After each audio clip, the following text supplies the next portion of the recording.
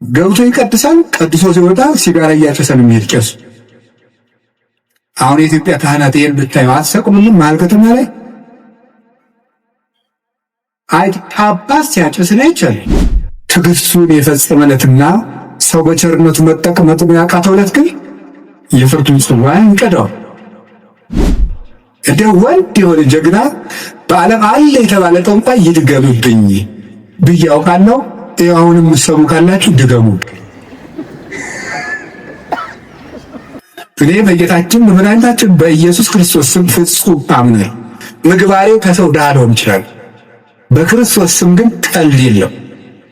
ስሙን በስመ አብ ወወልድ ወመንፈስ ቅዱስ በጠራው ጊዜ ውዬ ባድር አንዳች እንደማይዞረኝ ያምናል። ንስሐ የገባች ነፍስ መዓዛ ቤተ ክርስቲያንን ይሞላል። መማር ማለት ስማርት ቲንኪንግ አይደለም። መማር ማለት ሰው መሆን ነው። በስመ አብ ወወልድ ወመንፈስ ቅዱስ አሃዱ አምላክ አሜን። ይትባረክ እግዚአብሔር አምላከ አበዊነ ቅዱሳን ዘሰብሐ ምሕረቱ በላዕሌነ። ምሕረቱን ቸርነቱን ይቅርታውን በሕይወታችን ላይ ያጸናልን የአባቶቻችን ፈጣሪ የእኛም ፈጣሪያችን እግዚአብሔር ላደረገልን በልቡናችን አስበን በአንደበታችን ተናግረን ስለማንፈጽመው ቸርነቱ ሁሉ ስሙ የተመሰገነ ይሁን። የእናታችን የቅድስት ድንግል ማርያም የቅዱስ መስቀሉ የቅዱሳን መላእክት የቅዱሳን ነቢያት የቅዱሳን ሐዋርያት የቅዱሳን ጻድቃን በረከታቸው ረድኤታቸው ከሁላችን ጋር ይሁን። የተወደዱ አባታችን ክቡር መልአከ ገነት መዝገቡ ላቀው የዚህ ታላቅ ደብር አስተዳዳሪ፣ ክቡር መምህራችን መጋቢ ብሉይ መምህር ኤልያስ የዚህ ደብር የስብከተ ወንጌል ክፍል ኃላፊ፣ የተከበሩ ወንድማችን ሊቀ መዘምራን ቴዎድሮስ ዮሴፍ፣ አሁን የዘመሩት ወንድማችንም ሌሎችም በቅዱስ ቤተ ክርስቲያን አገልግሎት ውስጥ እንደ አቅማችሁ የምታገለግሉ ምዕመናን ሁሉ፣ አባቶቻችን ሊቃውንት፣ በቅድሚያ ካህናት፣ ዲያቆናት፣ የእግዚአብሔር ቤተሰቦች ሁላችሁ አሁን ዘመኑ በፈጠረው በማስተላለፊያ መንገድ በሌላም ቦታ ሆናችሁ የእግዚአብሔርን ቃል የምትሰሙ ምዕመናን ሁላችሁም ክርስቶስ ተንሥአ እሙታን አሰሮ ለሰይጣን ሰላም ኮነ። ሰላምን የሰጠን አምላክ ክብር ምስጋና ይግባው። በመካከላችን ተገኝቶ እንዲያስተምረን ቅዱስ ፈቃዱ ይሁን። አፈቅረከ እግዚኦ በኃይሌ፣ ጉልበቴ ሆይ እወድሃለሁ በሚል ርዕስ ነው የምንማማረው። የቅዱስ ዳዊት መዝሙር 17 ቁጥር 1 ላይ የምናገኘው ኃይለ ቃል። እስኪ ሁላችሁም አቤቱ ጉልበቴ ሆይ እወድሃለሁ በሉ። ደግማችሁ በሉ። አቤቱ ጉልበቴ ሆይ እወድሃለሁ በሉ። ሶስተኛ፣ አቤቱ ጉልበቴ ሆይ እወድሃለሁ። እሺ፣ መዝሙር 17 ቁጥር 1 ላይ ቅዱስ ዳዊት የተናገረው ኃይለ ቃል። ሁላችሁም እንደምታውቁት ቅዱስ ዳዊት የእግዚአብሔር ፍጹም ወዳጅ ነው። በንባው የሚታወቅ አባት ነው። ይገርማችኋል፣ በቅድስና ሰው በሚያየው የቅድስና ውበት ዳዊትን የሚበልጡ ብዙ ሰዎች አሉ። በልብ ውበት ግን ቅዱስ ዳዊትን የሚያህል ሰው የለም። ልቡ ውብ ነበረ። ብዙ ኃጢአቶችን ውጣ ውረዶችን አሳልፏል። ነፍስም ገድሏል። የሰው ሚስትን ቀምተዋል። ብዙ ኃጢአቶችን ሰርቷል። ልቡ ግን እግዚአብሔርን የሚፈልግ በእግዚአብሔር ፍቅር የተነደፈ እግዚአብሔር የሚጠማውና የሚርበው ሰው ነበር። ጌታችን ኢየሱስ ክርስቶስ በማቴዎስ ወንጌል ምዕራፍ 5 ላይ ሲናገር ብፁዓን እለ ይርህቡ በእንተ ጽድቅ፣ ስለ ጽድቅ የሚራቡና የሚጠሙ ሰዎች ንዑዳን ክቡራን ናቸው ብሎ ተናግሯል። ስለ ጽድቅ የሚራቡ ንዑዳን ክቡራን ናቸው። ይህንን ብዙ ትርጉም ያለው ሲሆን ጽድቅ የሚርባቸው ሰዎች ንዑዳን ክቡራን ናቸው ብለው ይተረጉሙታል አባቶቻችን። ብዙ ትርጉም አለው ስለ ጽድቅ የሚራቡ የሚለው። ካለ እንጀራቸው ቆርሰው አጉርሰው፣ ካለ ልብሳቸው ቀደው አልብሰው መንግሥተ ሰማያትን ለመዋጀት እነሱ ጦም እያደሩ ለወንድማቸው ለእህታቸው ረሃብ ቤዛ የሚሆኑ እነዚህ ንዑዳን ክቡራን ናቸው፣ ብፁዓን ናቸው። ሰውነታቸውን ለመግታት ቀንሰው ከፍለው በመመገብ እየጾሙ የሚራቡ ንዑዳን ክቡራን ናቸው። የእግዚአብሔር ቃል እማር አስተምር ብለው የሚራቡ የሚጠሙ ንዑዳን ክቡራን ናቸው። ስለ መንግሥተ ሰማያት ብለው የሚራቡ የሚጠሙ ብፁዓን ናቸው። ከኃጢአት ውሃ የሚጠሙም ንዑዳን ክቡራን ናቸው። ከኃጢአት እንጀራ የተራቡም ከዚያ ነፃ የሆነ ሰውነት ያላቸው ንዑዳን ክቡራን ናቸው። የመጨረሻው ግን ጽድቅ ራሱ የሚርባቸው ሰዎች ንዑዳን ክቡራን ናቸው። ጽድቅ የሚርባቸው ሰዎች ንዑዳን ክቡራን ናቸው። አንድ ሰው በደህና ሰንብቶ ምግብ አልበላም የሚል ከሆነ በእርግጥ ሰውየው እንደታመመ በዚያ እንጠረጥራለን። አሞት የሰነበተ ሰው ደግሞ ምግብ አቅምሱኝ ማለት ሲጀምር እየዳነ እንደሆነ በዚህ እንረዳለን። ጽድቅ የሚርበው ሰው ነፍሱ ጤነኛ ናት። እግዚአብሔር የሚርበው አለ እግዚአብሔር የሚርበው ማስቀደስ የሚርበው ኪዳን ማድረስ የሚርበው መጸለይ ግዴታ ሆኖበት ሳይሆን ርቦት የሚጸልይ ጠምቶት የሚጸልይ እግዚአብሔርን ፊቱን የማየት ረሃብ ያለበት የእግዚአብሔርን ፊት የማየት ጥማት ያለበት እሱ ብፁዕ ነው ማለቱ ነበር ጌታ። እንዲህ ያለች ነፍስ ካላቸው ቅዱሳን ውስጥ የመጀመሪያውን ቦታ የሚወስደው ቅዱስ ዳዊት እግዚአብሔር የሚርበው ሰው ነበር። እንዲህ ብሎ እንደተናገረ ሐሰስኩ ገጸከ ገጸ ዚአከ አሐስስ እግዚኦ ኢትሚት ገጸከ እምኔ። አቤቱ ፊትህን እሻለሁ፣ አቤቱ ፊትህን ከኔ አትመልስ። አቤቱ ፊትህን እፈልጋለሁ፣ ከባሪያህ ተቆጥተህ አትራቅ። ኃጢአቴ ክፉ ቢሆንም እንኳን በኃጢአቴ ተቆጥተህ አትራቀኝ። ፈጣሪዬ ቸል አትበለኝ እያለ የእግዚአብሔር ፊት ይርበው ነበር። ወከመ አፈቅር ኃየል ሀበ አንቅዕተ ማያት ከማሁ ታፈቅር ነፍሴ ሀበ እግዚአብሔር አምላኬ። ዋልያ ወደ ውሃ እንደሚናፍቅ ሰውነቴ እግዚአብሔርን ተጠማች።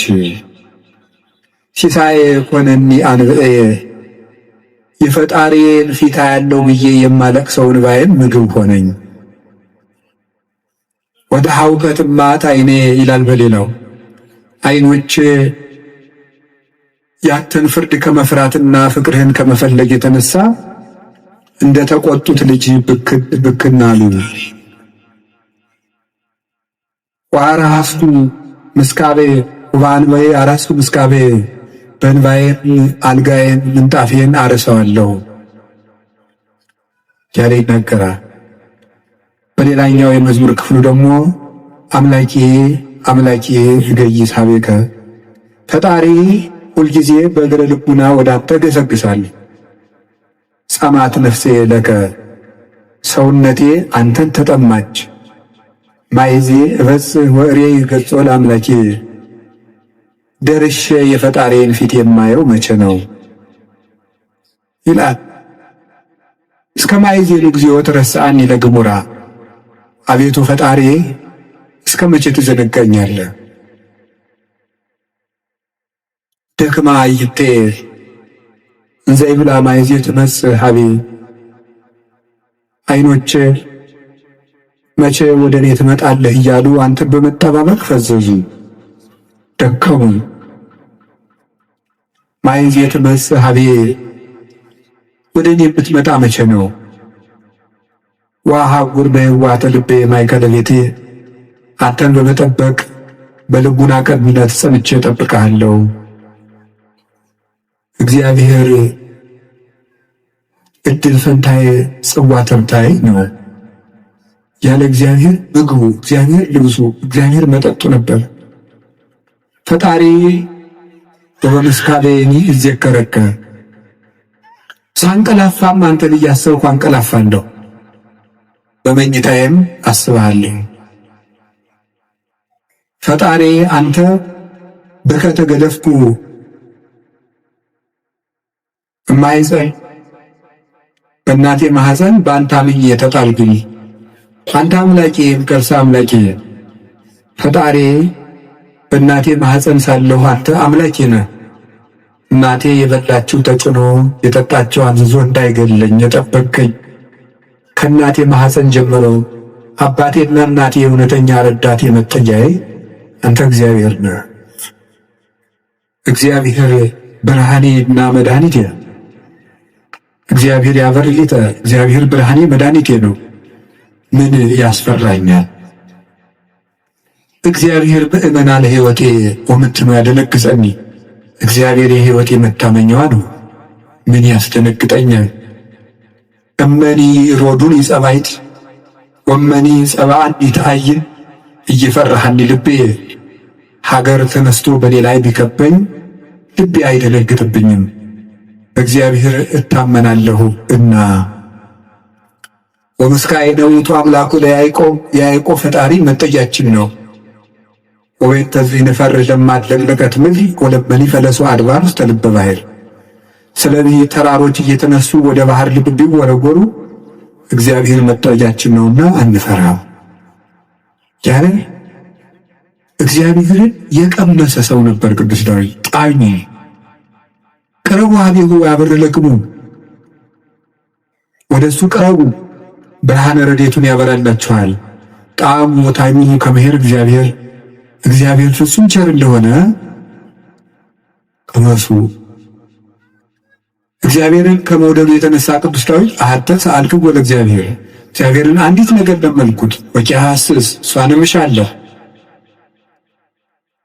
እግዚአብሔርን ደስ የሚያሰኘውን ነገር አውቅ ዘንድ በቤተ መቅደሱ አገለግለው ዘንድ። ቅዱስ ዳዊት እግዚአብሔርን ከመውደዱ የተነሳ ለእግዚአብሔር ልጅ ብቻ ሳይሆን ጉድፍ ሆኖ መጣልን ሳይቀር ይወድ ነበር። ጥቀ ፍቁር አብያቲከ እግዚኦ እግዚእ ኃያላን፣ ተፈሳሐት ነፍሴ በአፍቅሮ ጸዳቲከ። የኃያላን መላእክት ፈጣሪ እግዚአብሔር ሆይ ማደሪያዎችህ ቤተ መቅደሶችህ እንደምን የተወደዱ ናቸው። ሰውነቴ ቤተ መቅደስን በመውደድ ደስ አላት። አብደርኩ እትገደፍ ውስተ ቤተ እግዚአብሔር እምንበር ውስተ ቤተ ኃጥአን፣ በኃጥአን ድንኳን ቤት አዳራሽ ተመችቶኝ ከሚኖር በእግዚአብሔር ቤት ብጣል እንኳ ደስ ይለኛል ይላል ቅዱስ ዳዊት። እግዚአብሔርን አመስግኖ የማያልቅበት በተስፋ ባሕቲትከ ኀደርከኒ፣ በአንተ አለኝታ አንተ ብቻ ባለኝታ አሳደርከኝ። በአንተ አምኜ እሰክም ወነውም፣ ዓይኖቼንም በአንተ አምኜ እከድናቸዋለሁ። ስነሳም አንተን አምኜ እነሳለሁ እያለ ልቡን በእግዚአብሔር የጣለ እግዚአብሔርን የሚወድ ሰው፣ የእግዚአብሔር ልብ የፈሰሰለት ሰው ነበረ። እንደ አባት ሲቆጣው ብክን ብሎ የሚደነግጥ፣ በፍቅሩ የተነደፈ ርኅሩህ፣ ጠላቶችን ስለ እግዚአብሔር ብሎ የሚወድ የጌታችን የኢየሱስ ክርስቶስ ወንጌል ምልክት የነበረ አባት ነው ቅዱስ ዳዊት። ለዚህ ነው የዳዊት መዝሙር በተዘመረበት አጋንንት ሊደነግጡት ልብ ሰላም የሚያገኘው። ስለዚህ የተወደዳችሁ ምዕመናን በጨነቃችሁ ጊዜ መዝሙረ ዳዊትን በጣም ውደዱት። እኔ ማስተማር ከጀመርኩ ጀምሮ ስለ መዝሙረ ዳዊት ነው የምናገረው። ልክ እናንተ እንደምትጨነቁት እኛም እኮ ይጨንቀናል። እኛም የምንጨነቅበት ጊዜ አለ። እናንተ ኃጢአት እንደምትሰሩ እኛም እንሰራለን። በተጨነቅን ጊዜ ግን የምናርፈው ከዳዊት መዝሙር አንዱን በመዘመር ነው። እንዲያውም እናንተ ጥሩዎች ናችሁ፣ እድለኞች ናችሁ። እናንተ ቢጨንቃችሁ ወደ አንድ ቄስ ሄዳችሁ ትናዘዛላችሁ። ቄስ ሲጨንቀው ግን ወደ ማን ይሄዳል? ጳጳሱ ቢጨንቃቸው ከፓትርያርኩ ይሄዳል። ፓትርያርኩ ቢጨንቃቸው የት ይሄዳል? በወንበር መቀመጥ ዕዳ ነው። አባት መሆን ሌላውን አጽናንቶ ራስ መጽናኛ ደግሞ ይቸግራል። የዛን ጊዜ መጽናኛ የቅዱስ ዳዊት መዝሙር ነው። ያልሆነ ሰው ስልክ ቢደውልላችሁ ማለት ሰው ስልክ ደውሎ ቢያስፈራራችሁ፣ ሰው በስልክ ቢሰድባችሁ፣ ያመናችሁት ቢከዳችሁ፣ አደጋ ወደ እናንተ እየመጣ እንደሆነ ብትሰሙ ከዳዊት መዝሙር አንድ አውጥታችሁ አነው። እዚህ የመጣችሁት ለሕክምና ነው እንጂ እንደ አርዮስፋጎስ አደባባይ የሚባል አለ ግሪክ ውስጥ።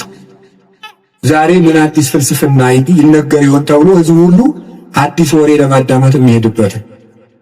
ስለዚህ መምህር ገሌ ምን ይሰብክ ይሆን ብላችሁ መቼስ አልመጣችሁም። ከብዙ ስራችሁ ከጠበበ ሰዓታችሁ ምናልባትም አንዳንዶቻችሁ ለመኖር ከተቸገራችሁበት ሳንቲማችሁ በታክሲ አውጥታችሁ ነው የምትመጡት። የኔን እረዳለሁ። እኔ አንዳንድ ጊዜ የገጠር ሰው ያሳዝነኛል፣ አንዳንድ ጊዜ የከተማ ሰው ያሳዝነኛል። የገጠር ሰው የሚያሳዝነኝ በሚያሳዝንበት ነው፣ ለእነሱ ነግራቸዋለሁ። የከተማ ሰው አንዳንድ ጊዜ የሚያሳዝነኝ ደግሞ በተለይ ታክሲ የሚሰለፍ ሰው ያሳዝነኛል። እውነቴን አይደል ነግራቸው አልዋሽም። ሰው ሲሰራ ውሎ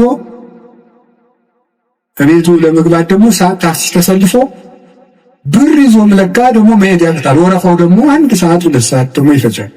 እንደገና ሄዶ ምን ብሎ ታክሲውም ተወዷል አሉ። ከዛች ግን በታምር ነው ሰው የሚኖረው፣ በታምር ነው። ካልሰረካችሁ በቀር በታምር ነው እያወራችሁ ያለው አንዳንዱን ማለት ነው። እና በዚህ ሁሉ ነገር መሀል የመጣችሁት ለሕክምና ነው። ሊታከም የሄደ ሰው የታዘዘለትን መድኃኒት ሲውጥ ነው ድነት የሚያገኘው። አሁን የምነግራችሁን ነገር አድርጉት፣ እረፍት ታገኛላችሁ። በተጨነቃችሁ ጊዜ ሞባይላችሁ ከፍታችሁ የሆነ ነገር ወደ ማዳመጥ አትሂዱ። መዝሙረ ዳዊት መኪና ያላችሁ ሰዎች ካላችሁ መኪናችሁ ውስጥ እቤት እንዳለ ሁሉ መኪናችሁ ውስጥ ራሱ አንዱን ችሎ የማይወርድ አንድ መዝሙረ ዳዊት ቢኖራችሁ ጥሩ። የሆነ ወረፋ እንኳን እስከምትጠብቁ የነዳጅ ወረፋ ሊሆን ይችላል አላውቅም። መኪና ውስጥ ናችሁ 3 መዝሙር ዘምሩ። መስሪያ ቤት ገብታችሁ ወረፋ እስኪደርሳችሁ አንድ መዝሙር ዘምሩ። ሄዳችሁ ይገርማችኋል፣ መንገዳችሁ ብርሃን ይሆናል። እውነቴን ነው የምነግራችሁ። መቼም ስብከት ድራማ አይደለም። በቅድስና ሕይወታችን አባቶቻችን አንመስልም። በእውነት እኔ በግሌ ብዙ የጎደፉ ኃጢአቶች ይኖሩብኛል። ግን በጸሎት በኩል ያልሞከርኩትን አልሰብክም። ስለዚህ መዝሙረ ዳዊት አጽናንቶኝ ነው እንጂ የምናገረው ያነበብኩትን አይደለም የምናገረው። የሆነውን ነው የምነግራችሁ። ይጠቅማቸዋል። መዝሙረ ዳዊት አድርጉ። ሰው ላይ አትጠጉ፣ በሰውም አትሸበሩ። እግዚአብሔር ክንድ ላይ ረፉ። ያን ደግሞ የሚሆነው መዝሙረ ዳዊት ስታነቡ ነው። ዘምሩ። የዳዊት ሲጨንቃችሁ መዝሙረ ዳዊት አነቡ፣ ደስ ሲላችሁ አነቡ። እግዚአብሔር ደስ ሲለን እሱን ማስታወሳችንን ይፈትነናል። ሲከፋን አኩርፈን አለመውጣታችንን ይፈትናል። ስለዚህ ሲከፋን የምንዘምር እሱ ግር እንገኝ። ምንድነው ሴት በሚያስጨንቅ ስቃይ ተወልዳለች፣ ወልዳ ስትጨርስ ከባሏ እግር ትገኛለች ይላል ኦሪት ዘፍጥረት ያለው አይደለም። በምጥ ወልደሽ በስቃይ ወልደሽ ፈቃድሽ ወደ ባልሽ ይሆናል። በስቃይ ትወልዳለች፣ ወልዳ ስትጨርቅ ከባሏ ጋር ትሆናለች። ይሄ ማለት አንዲት ነፍስ በመከራ ተጨንቃ ከሙሽራዋ ክርስቶስ እግር ነው መገኘት ያለባት። ትርጉሙ ይሄ ነው፣ መንፈሳዊ ትርጉም። የቅዱስ ዳዊት መዝሙር ደግሜ ደግሜ ነው የምነግራችሁ። አሁን ምናልባት እዚህ ቤተክርስቲያን ውስጥ ተመልሼ ብመጣና ባስተምር ሌላ ቀን ስለ መዝሙረ ዳዊት ልናገር ይችላል። ቅዱስ ዮሐንስ አፈወርቅ ይላል ስብከት እንዳሻሽል ከፈለጋችሁ እናንተ ያለባችሁን ችግር አሻሽሉ ይሆናል። እናንተ በተመሳሳይ ሁኔታ እየኖራችሁ ተመሳሳይ ርዕስ አትስበከን አትበሉኝ። ስለዚህ የእናንተ ሕይወት መጀመሪያ የነገርኳችሁን ችግር ከለቀቀ አሁን ደግሞ አዲስ ስብከት ይዤ እመጣለሁ ይላል። ስለዚህ በዚህ ዘመን ሩቅ ነገር ምንድነው ቢባል ተስፋ ነው። ተቆጥቼ መስሎኝ አሁን እየተውኩ መጥቻለሁ። ኑሮ ተቆጥቶት ይሄ ሰው ጦርነት ተቆጥቶት ምን እናርገው ብዬ ዝም ብዬ ተስፋ ነው የምነግራችሁ። እና ለተስፋ ደግሞ የቅዱስ ዳዊት መዝሙር ፍጹም መሰላል ነው። ምዕመናን ፈትኑና ውቀሱ። ማታ አንድ መዝሙረ ዳዊት ስትገቡ ከመተኛታችሁ በፊት እንደው 1 ሰዓት 2 ሰዓት 3 ሰዓት በቃ ከስልካችሁ ፍሪ መሆን አለበት። መዝሙረ ዳዊት አንብቡ። እግዚአብሔር ከእናንተ ጋር ይሆናል። ቅዱስ መቃርስ ምን ይል ነበር? ጌታዬና አምላኬ መጠጊያዬ ኢየሱስ ክርስቶስ ነው። ይህንን ሌሊት የማድርበት ጉልበት የለኝም። ሌሊቱን እንዴት እንደማድር አንተ ታውቃለህ። አንተ ከኔ ጋር ሁን፣ በፈቃድህ አሳድረኝ ብሎ ይጸልይ ነው። ስለዚህ የቅዱስ ዳዊት መዝሙር ጸልያችሁ አንብባችሁ ተኙ። ማለዳችሁን እግዚአብሔር ማታውን የቀደሰ ሰው ማለዳውን ይቀድሳል። ማታችንን ካበላሸ ነው ማለዳችን ይበላሽ። ማለዳችን ከተበላሸ ማታችን ይበላሽ። ማለዳም በመዝሙረ ዳዊት እንጀምር ሲሆን አንዳንድ መዝሙራትን በቃላቸው አጥሩ። ስንት ነገር ተሸመድዶ የለ እንዴ? ሐሜት እኮ አሁን ስንት ሰው ያውቃል።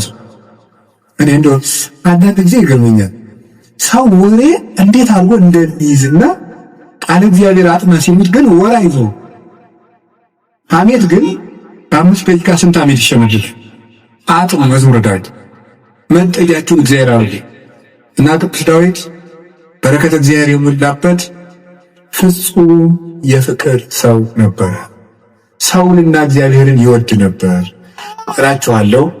የቅዱስ ዳዊት በረከቱና ረድኤቱ አሸናፊነቱ ጭምር ከሁላችን ጋር ይሁን። ቅዱስ ዳዊት ጠላቶቹ ሁሉ ተሸንፈውለት እረፍት ካገኘ በኋላ የዘመረው መዝሙር ነው ይባላል። መዝሙር 17 ጠላቶቹ ሁሉ አልፈውለት የዘመረው መዝሙር ነው ይላል። በእኛም ላይ የሚነሳብን ነገር ሁሉ እግዚአብሔር ያሳርፍልን፣ እረፍት ስጠን መድኃኒዓለም። ስለዚህ ምን አለ? አቤቱ ጉልበቴ ሆይ ተናገሩች ታልሆናችሁ እኔን መሰባችሁ እንደ እግዚአብሔር ወንዶልሽ አቤቱ ጉልበቴ ሆይ በሉ። እሺ ማንን እንደዛ የሚለው? እግዚአብሔር ነው። በጣም የሚያስደንቅ ነገር ነው። እኔ እንግዲህ 3-4 ነጥቦችን ልንገራችሁ። እግዚአብሔር ለምንድን ነው ጉልበት የሚባለው የሚለው ለምነግራችሁ። አፈቅረክ እግዚኦ በኃይሌ ኃይልን ስላደረክልኝ አመሰግናለሁ ነሚል ኃይልን ስላደረክልኝ አመሰግናለሁ። ግዙ እንደዛ ብሎ ይፈታዋል። አንድም ስላደረክልኝ ኃይል አመሰግናለሁ፣ አንድም ኃይልን የምታደርግልኝ ነህና አመሰግናለሁ።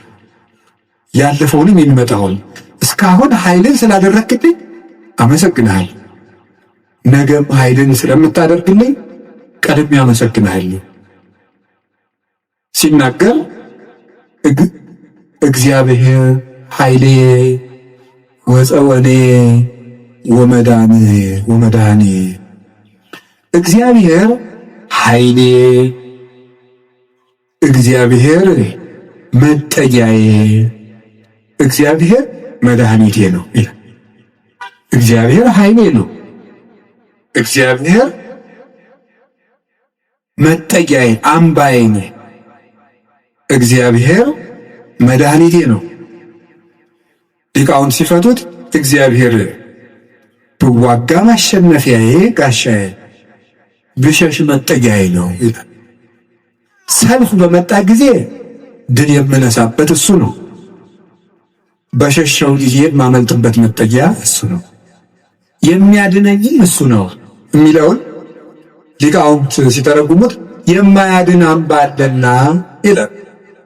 የማያድን አምባ አለና እግዚአብሔር ግን የሚያድን አምባ ነው ይላል። ብዙ ሰዎች የተጠቁበት አምባ ሁሉ አላዳናቸውም።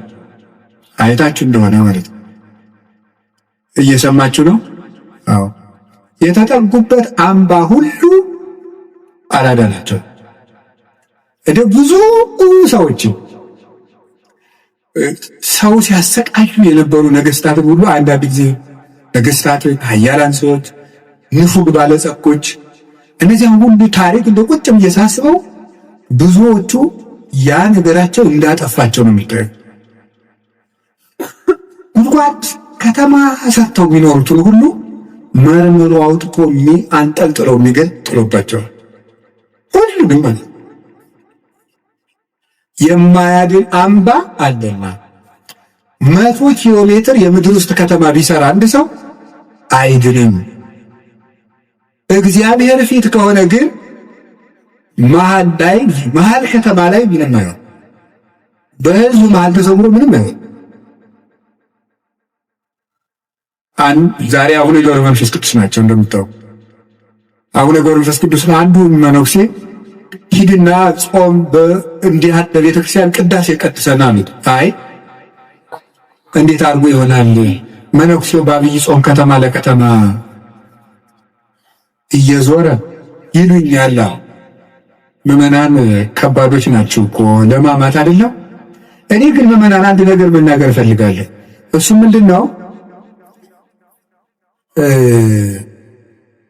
እኔ አሁን እግዚአብሔር ጸሎታችን አልሰማን ያለ የሚመስለን በካህናት ላይ ያላችሁ እምነት እየቀነሰ ስለመጣ ነው። እውነት ነው፣ እኛ ኃጢአት እንሰራለን። ግን ኃጢአታችን ለራሳችን ትታችሁት እናንተ በእግዚአብሔር ብታምኑ ትጠቀሙ ነበር። ግን ነውር ለቃሚ ይሆናቸዋል። ከዚያ የተነሳ አትጠቀሙ። እኔ አሁን ሰሞኑን አይቻለሁ። የሄድኩበት ሀገር ገብቶ ይቀድሳል፣ ቀድሶ ሲወጣ ሲጋራ እያጨሰ ነው የሚሄድ ቄሱ። አሁን የኢትዮጵያ ካህናት ይሄን ብታዩ አትሰቅሙልም? መሀል ከተማ ላይ አይ ጳጳስ ሲያጨስ ነው አይቻልም። ጳጳስ እያጨሰ ይላል። ምን ትላላችሁ? እስቲ ጳጳሱ ሲጋራ እያጨሰ ቡል እኔ ጳጳሳት ያጨሱ የሚለዋች አልናገርም። እነሱም አይሰሙኝም ብል ራሱ እሱም አይሰሙ። የኛ ጳጳሳት ይሄ አያደርጉም፣ አይሰሙኝም። ግን ማለት የፈለኩት ሲጋራውን ቡል እያደረገ መጥተው እጁን ሳብ አድርገው ትሄዳሉ። መመሪ እኔ ባይኝ እኮ ነው ያየሁት። ትናንት ራሱ አይቻለሁ። ዛሬ ጠዋት ነው የገባሁት። እነሱ እንደዛ ነው የሚያደርጉት። እግዚአብሔር ጋር እንጂ ሰው ነውር ላይ አይደለም የሚጠረጠው። ጉልበታችን መምጣት ያለበት ወደ እግዚአብሔር እንድንጠቀም መጠጊያ ማድረግ ያለብን እግዚአብሔርን የዘመን ጉዳይ እንጂ ማንም ሰው ከእግዚአብሔር ተለይቶ የተጠጋበት አምባ ሁሉ አይረባውም፣ አይጠቅሙም። ከእግዚአብሔር የተጠጋ ግን ይኸው ኤልዛቤልን ታውቋታላችሁ አይደል?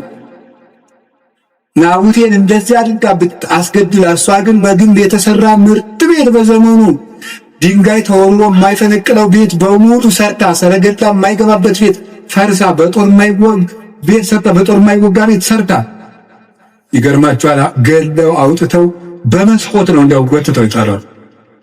ደሟንም ውሻም የላሰው መጽሐፍ ቅዱስ ይናገራል። የሚያድን አምባ እግዚአብሔር። የሀብት አምባም አይደለም፣ የዘመድ አምባም አይደለም። አንድ ሰው ብዙ ቀን ክፉ ነገር አልደረሰበትም ማለት መጨረሻው ያምራል ማለት ነው። ጽዋው ሞልቶ እስኪፈስ እግዚአብሔር ሊታገስ ይችላል። ትዕግስቱን የፈጸመለትና ሰው በቸርነቱ መጠቀም ያቃተው ዕለት ግን የፍርዱን ጽዋ ይቀዳል። የሚያድን አምባ እግዚአብሔር ነው። እግዚአብሔር አምባዬ ነው።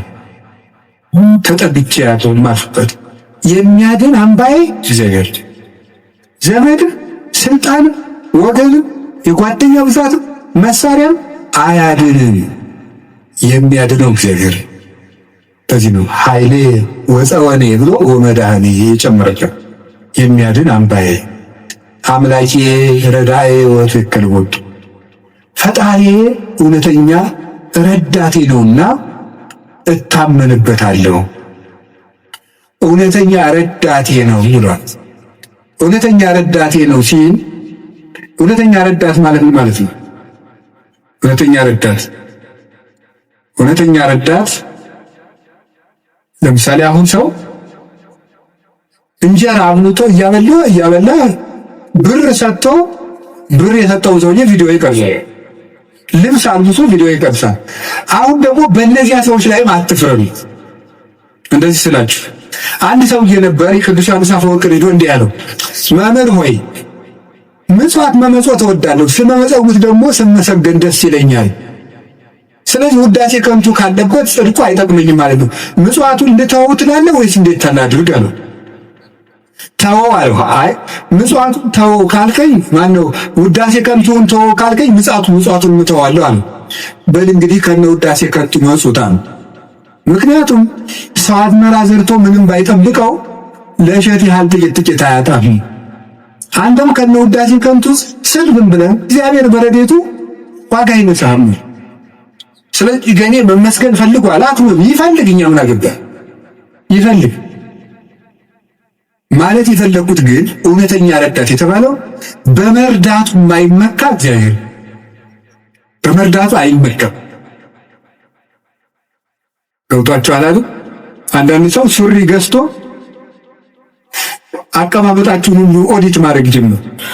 ሱሪ ከገዛላችሁ አንተ ጭቃ ላይ ነው የምትቀመጥ፣ ግን ሱሪቹን እያየ ነው እሱ ስለገዛ እንጂ ይችላል ነው ያላየው። እንደዛ የሚያደርግ ሰው አይቻለው። እንደሱ ነው የምታደርገው የሚል ማለት በይፋ መከራ የሚያደርግ እውነት የሚመጻደቅ እንረጋጋ። በማን ላይ ነው ለዚህ ይበቃል? አናውቅህም። ውሃ ቀቅለህ የምታድር አልነበርክም የሚል ሰው አለ። እንደዚህ ጠቅ የሚያደርግ በነገር መርሽ እግዚአብሔር እንደዚያ በአሽሙር አይወጋም። ሰጠውን እውነተኛ ረዳቴ ነው ያለው እሱ። እግዚአብሔር ሳይሰለች ይረዳል። ሁልጊዜ ነው የሚረዳው። እግዚአብሔር ምንድን ነው የምትሉት? አንኮንዲሽናል ላቭ ነው የምትሉት መሰለኛል። የእግዚአብሔር ፍቅር ሁኔታ የለውም ማለት ነው። ጥሩ ሰው በሆንኩ ቀን የረዳኝ እግዚአብሔር በረከስኩ ቀን አይተወኝ። ስለዚህ እግዚአብሔር እውነተኛ ረዳት። ሰው ግን ቃል የጣለለት ጥሎ ይሄዳል። እግዚአብሔር እውነተኛ ረዳት። ሁሉ ነገር ሲያልቅ ብቻችን ስንቀር አብረን የሚቆም ሰው የእግዚአብሔር ሰዎች። እግዚአብሔር እውነተኛ ረዳት ማለት እሱ መርጦ አይረዳም። እግዚአብሔር አሽቃብጡልኝ አይልም። አሁን በጣም እንደው አንዳንድ ጊዜ ይገርማል። አሁን ለምሳሌ ለቤተ ክርስቲያን እንኳን ሰው ስራ ለመስራት ትሪትመንት ይፈልጋል። እንዲህ ይባላል እኒያ ሰው ገሌ በእውነቱ ለዚህ ቤተክርስቲያን ዋና ቀኝ እጅ ናቸው ካልተባለ ደስ አይሉት። ይሁን እንግዲህ እዚህ የዚህን ደብር አላልኩም። ኦሎቨር ዘወሩ ገብታችኋል አይደል? የዚህን ደብር ማለት ሳይሆን በቃ በአጠቃላይ ሰው እኔንም ጨምሮ ትሪትመንት በቃ ኮሚኒኬሽኑ ካላባረች ወይ አለቃው ወይ ሰባኪው ወይ መምህሩ ገብረ ሥላሴ ወለተ ሥላሴ መጣችሁልን አልተባለው ይሆን። እግዚአብሔር እንደዚያ አይደለም። አሁን ዝም ብለህ መጥተህ እግዚአብሔር ሆይ ሳን ዝም ብለህ እንዲሁ ቆም መመኘት ይሰማል፣ ልብን ያዳምጣል። እግዚአብሔር እለተሰምዑ ለሆሳዕሰ ልብ። ቆይ በኋላ የኔታ ይልላቸዋል መላከከ እኔ በዚህ በጩኸቱ ዓለም ስለሌለውበት እሳቸው ይሉልናል። ይሄ መልክአ ሕማማትና በጣም ደስ ይለኝ ስለ ሥላሴ የሚነገር ነውና እለተሰምዑ ለሆሳዕሰ ልብ ደስ ሲል ሥላሴ የልብን ሹክሹክታ የሚሰሙ የልብን አፍን አይተው ሳይሆን ነገር አሳምሮ ተናግሮ። እኛ እኮ ኮሚኒኬሽን ስኪል ተብሎ ኮርስ እየተሰጠን ነው። ሰው የሚወድልህ ወግ እንዴት አድርገህ ታወጋለህ? ጨዋታው መከራከር ማዳመጥ አንዱ ስኪል ነው። ምናምን የሰዎችን ጥቅም አስቀድም፣ ምን እንደዚህ በል፣ የቃላት ምርጫ ይኑርህ። እግዚአብሔር እንደዚያ ሳይ ቅጠሩ አድርገው ተናገሩ። ፍልስፍና ተምረዋል፣ ዲግሪ ያላቸው አነጋገር ይችላሉ። መግቢያው እንዴት ነው? ሀተታውሳ ኮንክሉዥኑ ጥሩ ነው አይልም። እግዚአብሔር ልብን ይሰማል። ልብን የሚሰማው እግዚአብሔር ሐና የሳሙኤል እናት ሐና ምንም እኮ ነገር አላለችም። በልቧ ነበር የምታተኩት። እግዚአብሔር ልቧን ይሰማል። እግዚአብሔር ልቧን ይሰማል። ሌሎችም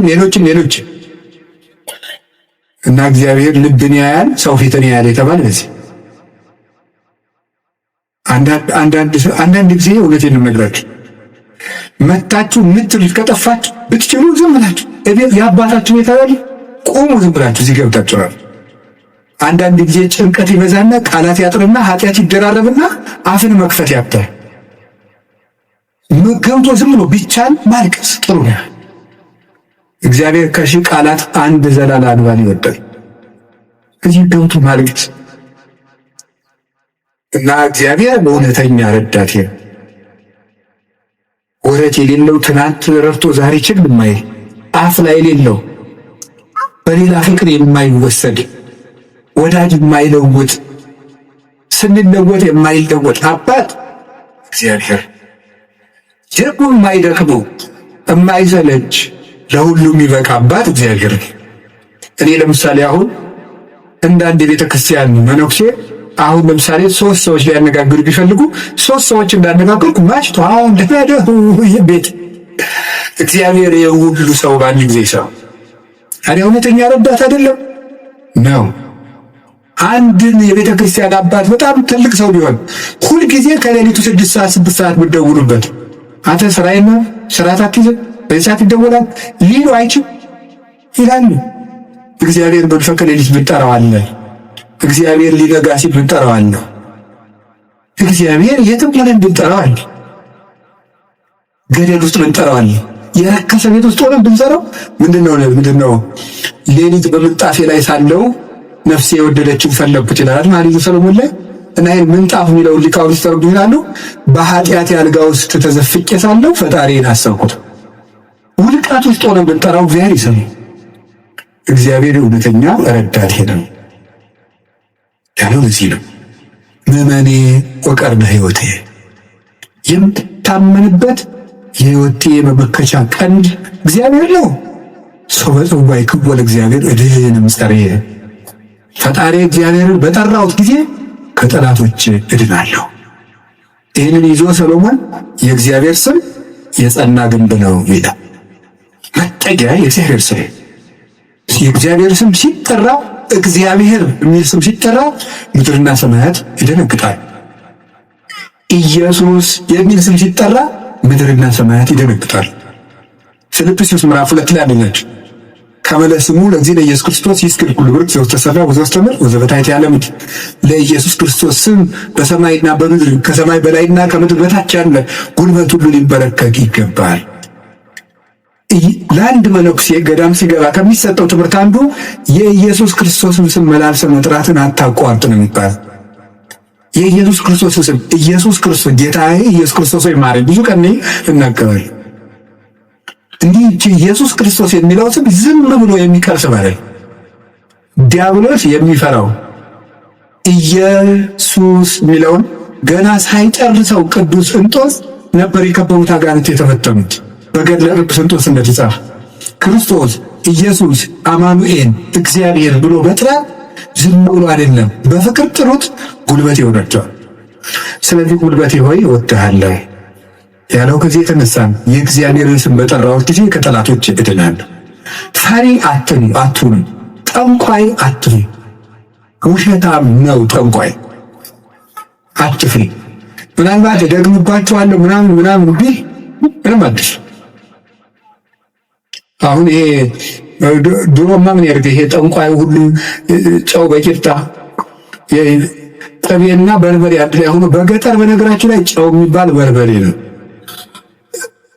እና በጣም ይገርማል።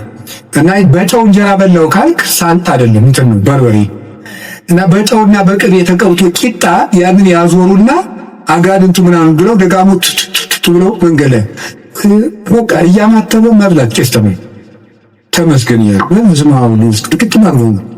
ለአረ የሰይጣን እንጀራ የለ ማን አባቱ የሰይጣን እንጀራ ይከርፋታ አምዳ ምን ማውላክ ሰይጣን ደግሞ የታባቱ እንጀራ ያለው ደግሞ መቼ ቆፈረው መቼ ፈጠረው እንጀራ ለሰይጣን አትስጡ። ምንም ለምንም አትስጡ። አትደንግጡ። በእስራኤል ላይ ጥንቆላ በያዕቆብ ላይ ሟርት አይሰራ አይደል? የእግዚአብሔር መጽሐፍ ነው። የእግዚአብሔር ስም የጸና ግንብ። እኔ ሁሉ ጊዜ እናገራለሁ፣ የካህናት ስልጠና ስጠት እናገራለሁ። ምናልባት ድግምት የሚችል ሰው ካለ ጀግና ለዋለው ይድገምብኝ ብዬ አውቃለሁ። አሁን ይቻላል እንደ ወንድ የሆነ ጀግና በዓለም አለ የተባለ ጠንቋይ ይድገምብኝ ብዬ አውቃለሁ። አሁንም የምትሰሙ ካላችሁ ድገሙብኝ። እኔ በጌታችን በመድኃኒታችን በኢየሱስ ክርስቶስ ስም ፍጹም አምናለሁ። ምግባሬ ከሰው ድሃ ሊሆን ይችላል፣ በክርስቶስ ስም ግን ቀልድ የለም። ስሙን በስመ አብ ወወልድ ወመንፈስ ቅዱስ በጠራሁት ጊዜ ውዬ ባድር አንዳች እንደማይዞረኝ ያምናል። ምትል ይላችሁ አሁን እኔ ሰው በጫማ ይደገምበታል በምናምን ይችላል። እኔ ጫማዬን ትቼው ነው የምመጣው፣ ውጭ ትቼው ነው የምገባው። መድገም ይቻላል። አራት ምንም አልሆንም። እናቱ ድንግል ማርያም ለኔ መጠጊያዬ ናት። በእናትነት ምንም ቢሆን ከሷ አቅፍ እጠጋለሁ። እንደዛ ከሆነ ደግሞ ምንም ሊሆን አይችልም። ስለዚህ አባ ጊዮርጊስ የተናገረው ሁልጊዜ የምወደው ቃል አለ። ለመኮነ ሰማይ መሪ ወምድርኒ ማይረጸ እመተጣበቁ ለሐሪጾቴ ምንተ እንከ ይረስዩኒ ለማ አንቲ ምስሌ። ሰማይ ምድር ወፍጮ ሆኖ አጣብቀው ቢፈጭ አንቺ ከኔ ጋር ከሆንሽ ምን ይሆናል? እግዝእትየ ቅድስት ድንግል ማርያም ዘበዕብራይስጥ ማርያም፣ በዕብራይስጥ ማርያም የምትባይ እመቤቴን ቅድስት ድንግል ማርያም ሆይ ለመወልድኪ አፍቀረኒ መኑ ይጸልአኒ። ልጅሽ ከወደደኝ ማን ይጠላኛል? ፀሐይ ይሴብሐኒ ወወር ይባርከኒ ወከዋክብት ይቀድሱኒ። ልጅሽ ከወደደኝ ፀሐይ ይዘምርልኛል፣ ጨረቃም ያመሰግነኛል፣ ከዋክብት ይዘምሩልኛል። በእኔ ላይ ማንም በጠላትነት መነሳት አይችልም ይላል አባ ጊዮርጊስ። ልጅሽ ከጠላኝ ግን ማን ይወደኛል? ሰው ልላችሁ የፈለግኩት ፈሪያት ጠንቋዩን ምናምን ውሸታውን እንደዚህ የሚለውን አትስሙት። ደግሞ ባለው ማንም ድሪቶ የፈለገውን ጋይ ፈሪያት ትሆኑ። በሙሉ ልቤን ማምነውን ኢየሱስ ክርስቶስን እንዲህ ይናገራለሁ፣ እውነቴን ነው። ስለዚህ እግዚአብሔር የምንዋጋበት የደህንነት ቀንድ በሬ በቀንዱ እንደሚጠበቀው እኔ በእግዚአብሔር ተጠብቄ እኖራለሁ ይላል ቅዱስ ዳዊት። እግዚአብሔር ሁላችንንም ይጠብቀን ከሌሊት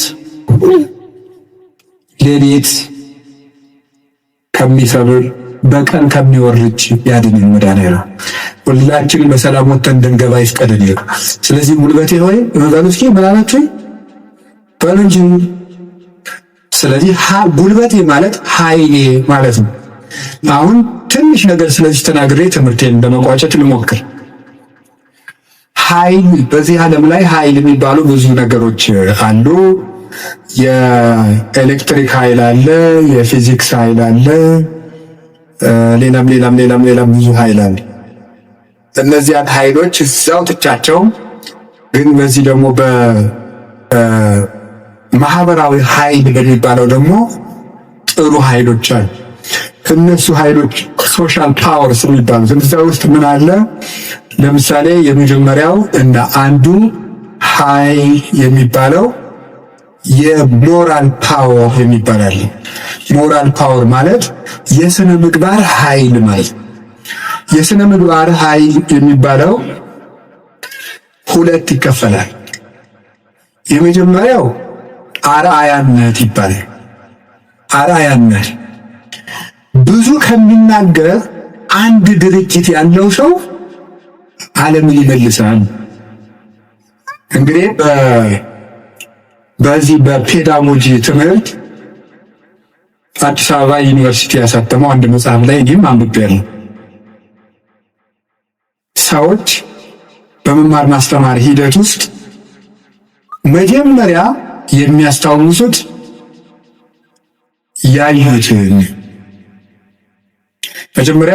ያዩትን መስማት መጨረሻ ላይ ወይም በተግባር አራቱን ላስቀምጠላችሁ። ሰው የሚያስታውሰው መጀመሪያ ያደረገውን፣ ቀጥሎ የተናገረውን፣ ሶስተኛ ያየውን፣ አራተኛ የመጨረሻ ደረጃ የሚወጣው ሰው የሚያስታውሰው የሰማውን ነው።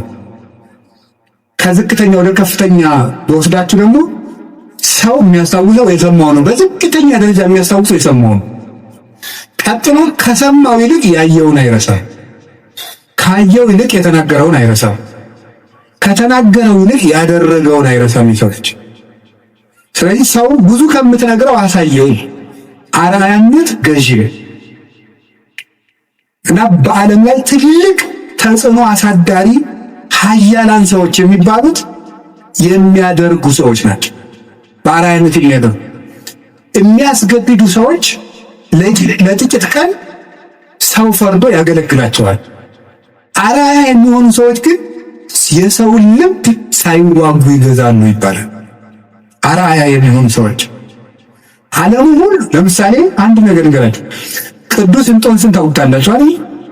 ቅዱስ እንጦንስ ግብጽ ሲገባ አንድ መነኩሴ ነው። አሁን በኢትዮጵያ ብቻ ስንት 2000-3000 ገዳማት አይኖር ኢትዮጵያ ብቻ። ለምሳሌ እኔ የምኖርበት ገዳም ብቻ 300 መነኩሴ አለ። ስለዚህ ምን እንደምን አለ ተመልከታችሁ።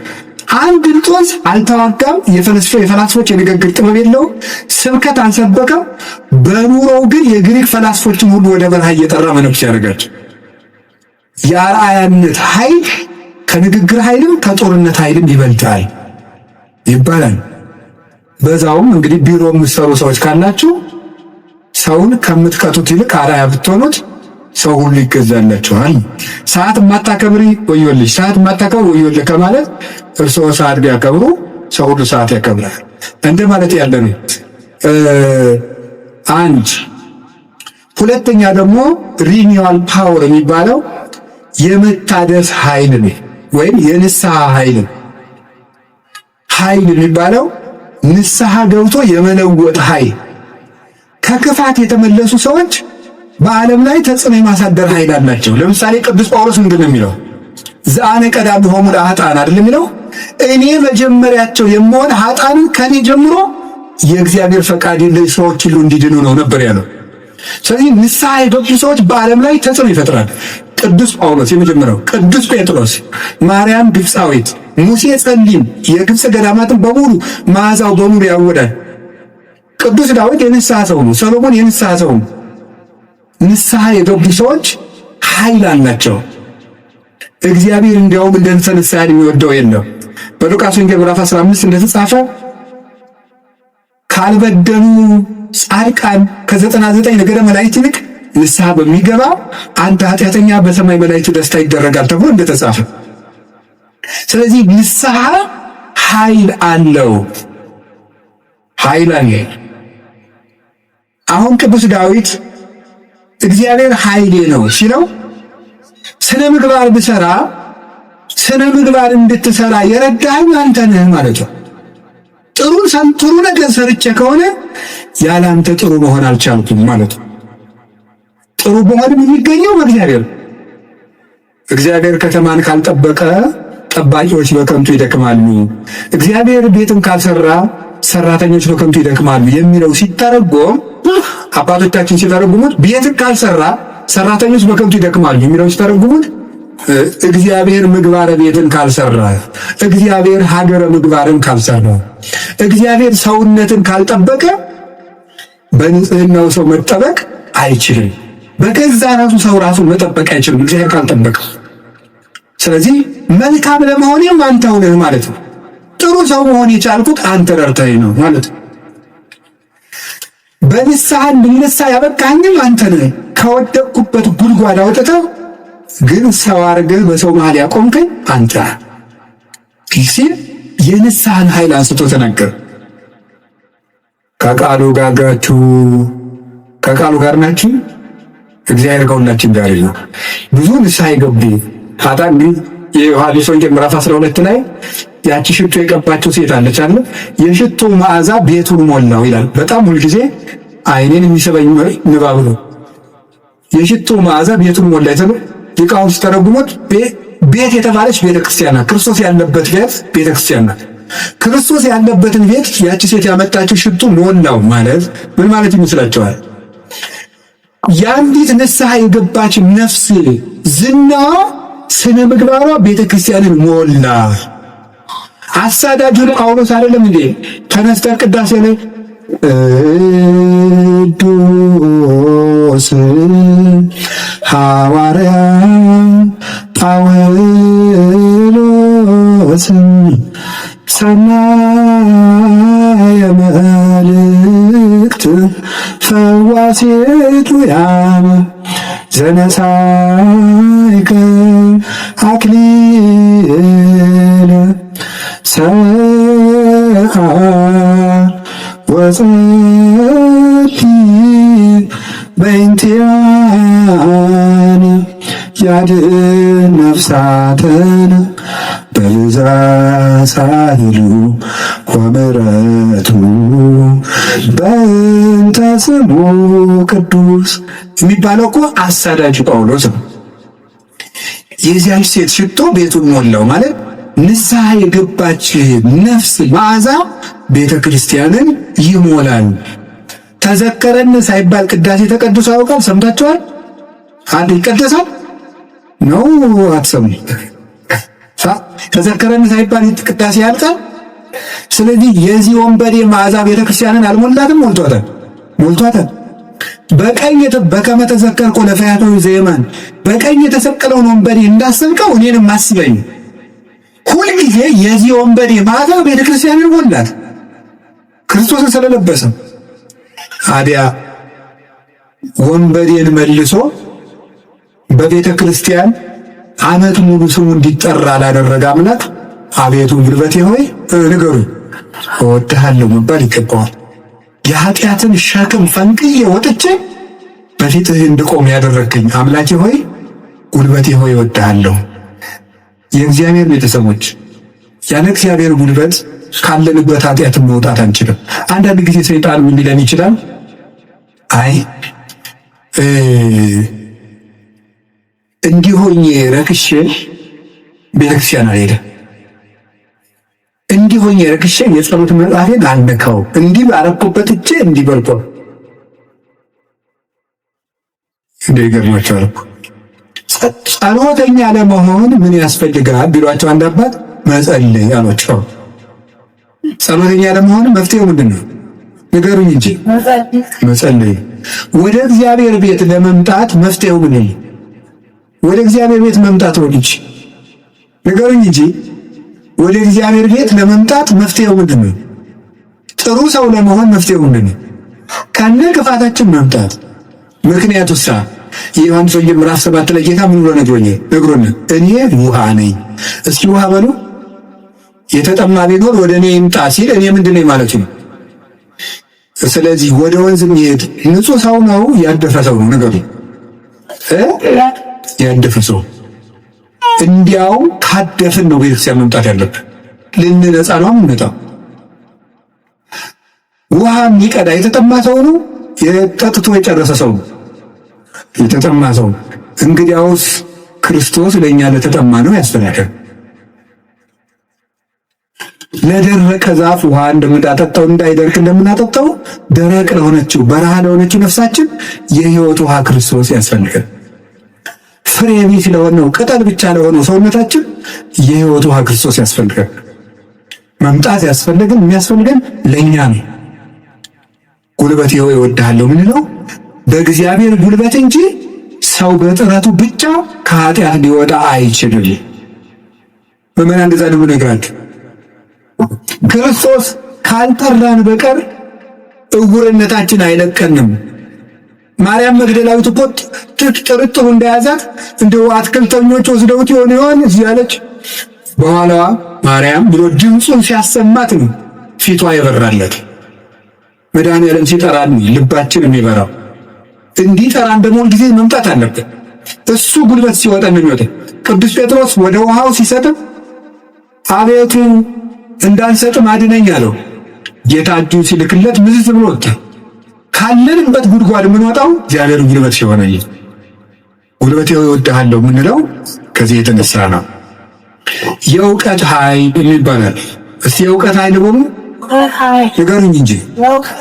ስለዚህ ቅድስና ለሰጡት ለእነ አቡነ ገብረ መንፈስ ቅዱስ ጉልበታቸው ማን ነው? ንገሩኝ እንጂ።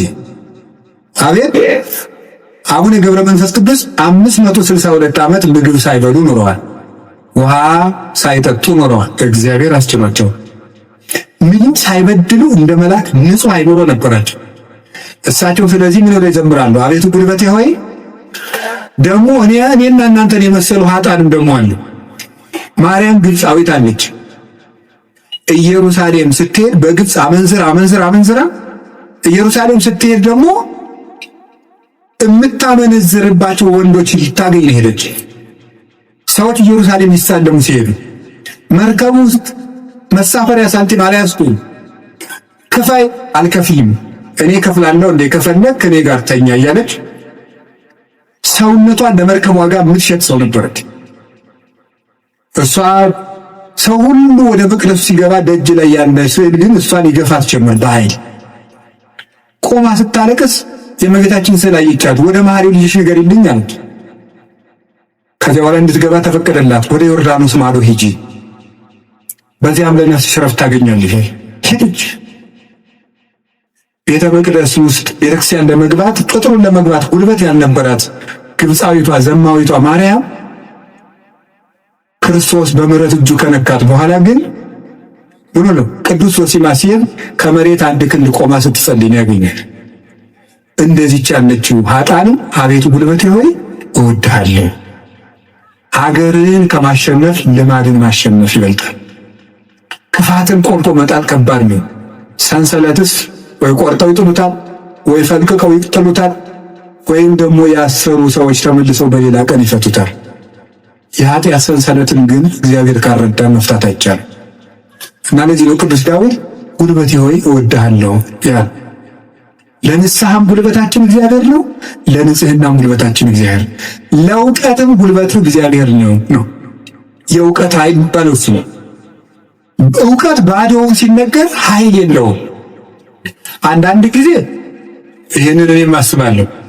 እውነት ለመናገር መቼስ ተያይዘን ከምንጠፋ አንዳችን ተናጋሪ አንዳችን ሰሚያን እንተጋገዝ ተብሎ ነው እንጂ እውነት ለመናገር እኔን የመሰለ ሰው እዚህ ቆሞ መስበክ አልነበረበትም። ባቸው እንደነ ቅዱስ ዮሐንስ አፈወርቅ ያሉ ቅዱሳን መምህራን ነበሩ። ፍጹም አባት ነበር መስበክ የነበረበት። ቅዱስ ባስልዮስ ዘቂሳርያ ሲያስተምር ከአንደበቱ የሚወጣው የእግዚአብሔር ቃል እንደ እሳት ላንቃ እየተቆረጠ በምዕመናን ትከሻ ላይ ሲያርፍ ይታይ ነበር። ቃሉ ከመነገሩ የሰሚዎቹ መለወጥ ይቀድማል። ይህ የእውቀት ኃይል ነው።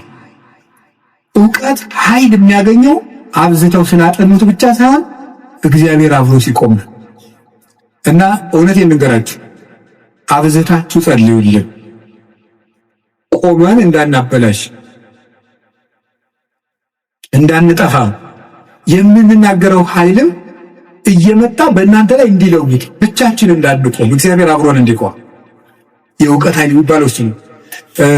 ቅዱስ ጎርጎርዮስ ዘኑሲስ የኑሲሱ ጳጳስ ጎርጎርዮስ ሀገረ ስብከት ላይ ሲመደብ ጥቂት ክርስቲያኖችና ብዙ እምነት የሌላቸው ነው የነበሩት።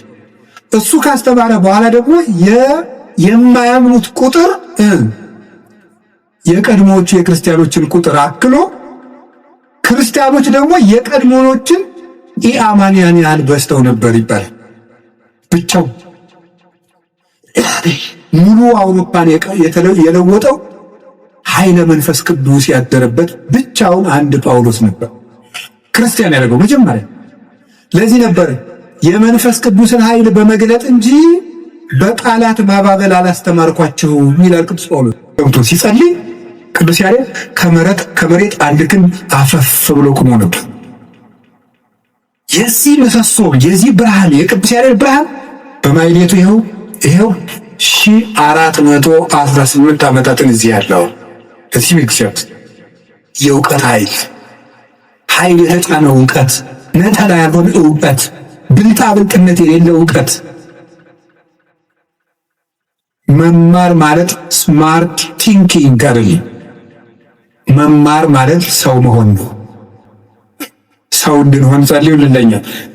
ሁላችንም እግዚአብሔር ሰው ያድርገን እና እንደ ቅዱስ ጳውሎስ ያሉት ብቻቸውን ቆመው ሺህ ቤተ ክርስቲያን የሆኑት መምህራን አቤቱ ጉልበቴ ሆይ እወድሃለሁ ቢሉት የተገባ ነው። ሌላው የመከራ ኃይል አለ። እስቲ የመከራ ኃይል ሆነ ስንት ኃይል ነገርኳችሁ? ምንድን አይ ተመስገን እንደው በልሽ የሥነ ምግባር ኃይል ላይ ሌላስ የእውቀት ኃይል ሌላስ አቤት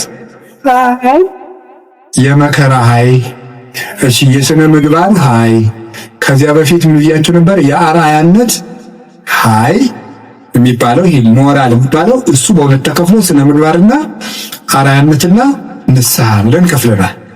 ቀጥሎ የእውቀት ኃይል ብዬ ነገርኳችሁ። ሶስተኛ አሁን የምነግራችሁ ደግሞ የምንድነው? የመከራ ኃይል ነው። የመከራ ኃይል የሚባለው ጉልበቴ ሆይ እወድሃለሁ ያለው አሁን ቅዱስ ዳዊት አሸንፏል። ዘመኑ በሙሉ ጠላቶችን አሸንፏል። ያሸነፈ ግን በውጊያ ሳይሆን በምንድን ነው? በመከራ ነው ያሸነፈ። ይገርማችኋል። በመከራ ማሸነፍ ከዚህ ዓለም ሎጂክ የራቀ ነው። በዚህ ዓለም ለማሸነፍ ፓወር የግድ ያስፈልጋል ነው ቀመሩ ይሄ። አሁን የዚህ ዘመን ሰው እና ክርስትና አልገናኘው ተፍ ብለህ ሰልፍ ኮንፊደንስ ይኖርህ ነው።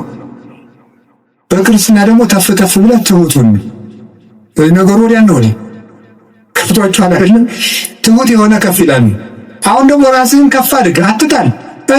ነው እንደዚህ ማስታወቂያ ስራ ገንባ፣ ራስህን አስታውቅ በደንብ። እንደዚህ ነው። የፈለግከውን ነገር ስራ፣ ስለማንም አትጨነቅ፣ ግድ አይኖርህ። እንደዚህ አይነት ነገር ነው የሚሰበከው። እንደሱ የሚባል ነገር የለም። እንደሚባለው 100% ኮንፊደንስ ኔጌቲቭ ኮንፊደንስ ነው ይባላል። ስለዚህ ተገቢያለሽ። ምንድነው ታዲያ እኛም መከራ ማሸነፍ ነው የሚባለው። ቅዱስ ዳዊት ለምሳሌ እንዲያደረገ ሳኦል እያሳደደው ሄደ። ቅዱስ ዳዊት ዋሻ ውስጥ ተጠጋ። ሳኦል ዳዊትን ፈልጎ ተኝ እና አበኔር ይባላል የሳኦል የጦር አበጋዝ ከሳኦል ከጨርቁ ጫፍ ቆረጥ አድርጎ ዳዊት ወስዶ አለፍ ብሎ አበኔር አንተ የውሻ ሬሳ አይመስልክ ጌታህን ቢያከረም ተጠብቀው አለው። ተኝቶ ነበር ያም ማለት ግን የቅዱስ ዳዊት ጋሻ ጃግሬዎች አረ ዛሬ እግዚአብሔር ጠላትን በእጅ አሳልፎ ሰጥቶልሃል እንበለዋል። እናንተ እኔ ከእናንተ ጋር ምን አለ? እግዚአብሔር በቀባው ላይ እጅን አላነሳም። እና አባቶቻችን እንዲያውም ትልቅ መከራ ሊገል የመጣ ጠላትን እጅ ላይ ጥሎ ምሮ መስደድ ነው ይላል። ይሄ እኮ የልብ መከራ ነው። እናንተ አሁን ታደርጉታላችሁ። አሁን እኔ ለምሳሌ ዱላ ይዤ ያባረርኳቸው ቤታችሁ በመጣል አላቅቻችሁ እኔ ድንገት እንቅልፍ ቢጥለኝ ተነስታችሁ እንዴት ነው የምታረው? ምንም አታረጉ እናንተ ክርስቲያኖች ናችሁ። ለሁሉም ግን ዳዊት ሰው የማይወጣውን ተራራ የወጣ ተራራ ነው የሚባለው።